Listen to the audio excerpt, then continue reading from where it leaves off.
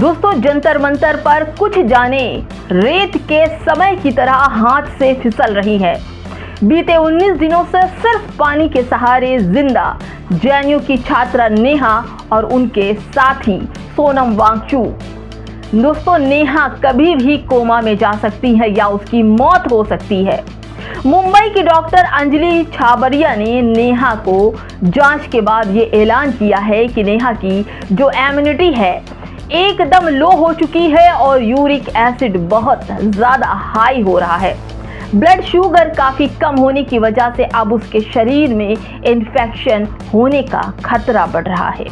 दोस्तों, धीरे धीरे नेहा, उनके साथी और सोनम वांगचू मौत की धीमी रफ्तार की तरह बढ़ रहे हैं और अब रेत की तरह उनकी मौत धीरे धीरे लोगों के हाथों से फिसल रही है। नेहा के मुताबिक सांस और आस जब तक बाकी है वो एजुकेशन सिस्टम से लड़ते रहेंगे।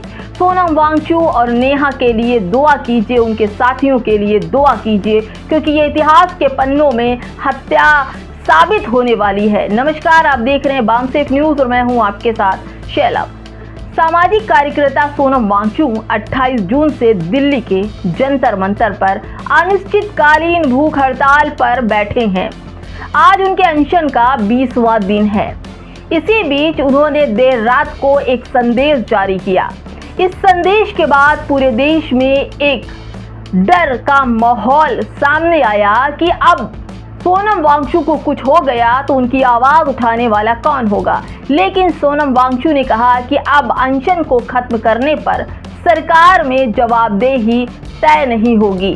दोस्तों, नेहा जंतर मंतर पर पिछले 20 दिनों से और उनके साथी सोनम वांगचू समेत कई अन्य स्टूडेंट के साथ अनशन पर बैठी हैं।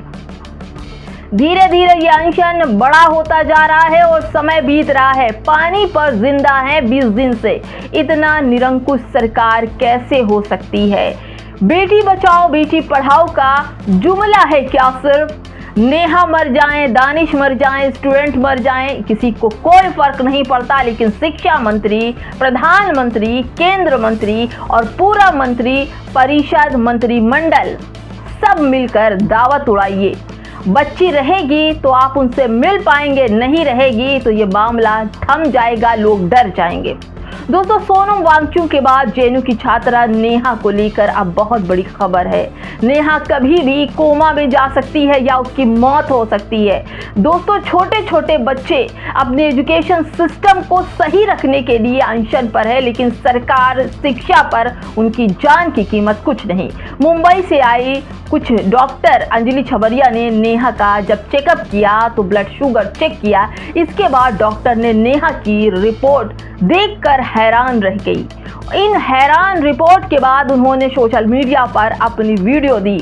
वीडियो के आते हाहाकार मच गया। डॉक्टर अंजलि छाबरिया ने बताया कि अगर नेहा ने अपनी भूख हड़ताल खत्म नहीं की तो नेहा की जिंदगी खत्म हो सकती है। यानी नेहा उस कगार पर पहुंच गई कि हाथ से फिसल रही है उसकी जिंदगी, फिर तो कोमा में जा सकती है, यानी पूरी जिंदगी तबाह हो सकती है, क्योंकि नेहा का इम्यूनिटी सिस्टम एकदम लो हो चुका है। यूरिक एसिड बहुत ज्यादा हाई हो चुका है। ब्लड शुगर काफी कम होने की वजह से अब उसके शरीर में इन्फेक्शन होने का खतरा बढ़ रहा है। नेहा भी इस देश की बेटी है, नेहा भी अपने माँ बाप की बेटी है। माँ बाप तड़प रहे हैं, देश नेहा के लिए परेशान है। सोनम वांगचू और नेहा की हालात इस समय काफी खराब है। अगर 2-3 दिन में नेहा और सोनम वांगचू ने भूख हड़ताल खत्म नहीं की तो देश का बहुत बड़ा नुकसान हो जाएगा।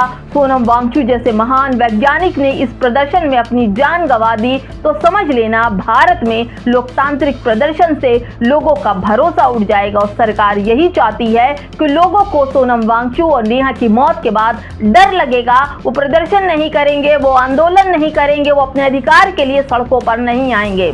अब सोनम वांगचू और नेहा बोरा की अच्छी सेहत की कामना करिए, क्योंकि अब तो सेलिब्रिटी भी हाय हाय करने लगे हैं। सेलिब्रिटी में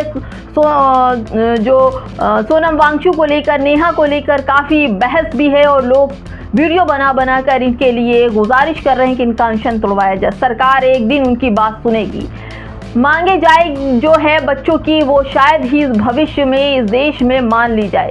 हिंदुस्तान के रहने वाली उनकी औलादें, उनके सरकार उन बच्चों की तरफ बिल्कुल ध्यान नहीं दे रही, क्योंकि सरकार का ध्यान अपने वोट बैंक और अपने पूरे केंद्र मंत्रालय पर टिका है। लेकिन याद रखिए, इतिहास के पन्नों में लिखा जाएगा कि जब बच्चे भूखे जंतर मंतर पर पानी पी पी कर देश के तमाम बच्चों के लिए उनकी शिक्षा व्यवस्था को सुनिश्चित करने के लिए पेपर लीक मुद्दे पर, परीक्षा के मुद्दे पर अनशन पर बैठे थे, तो धर्मेंद्र प्रधान का इस्तीफा मांग रहे थे, शिक्षा व्यवस्था में सुधार की बात कर रहे थे, तो इसी देश का प्रधानमंत्री, शिक्षा मंत्री, स्वास्थ्य मंत्री दावतों के मजे ले रहे थे। मोदी जी मेलोनी के लिए तो मेलोडी आप लेकर चले गए, लेकिन कुछ दूरी पर भूखे बच्चे आपको याद नहीं। कुछ दूर पर ही जंतर मंतर पर नेहा दानिश, सोनम वांगचुक और उनके स्टूडेंट छात्र मित्र एक एक कर सांसें उनकी थम रही है। अब लड़ रहे हैं उनकी सांसें, केवल एक एक सांसें लड़ रही है। पूरे देश का दिल पसीज रहा है, आपका दिल कब पसीजेगा? लोगों का अब तो रिएक्शन भी आने लगा है। क्या कहना है, आप नहीं चाहते कि क्या देश में शिक्षा व्यवस्था बहाल हो?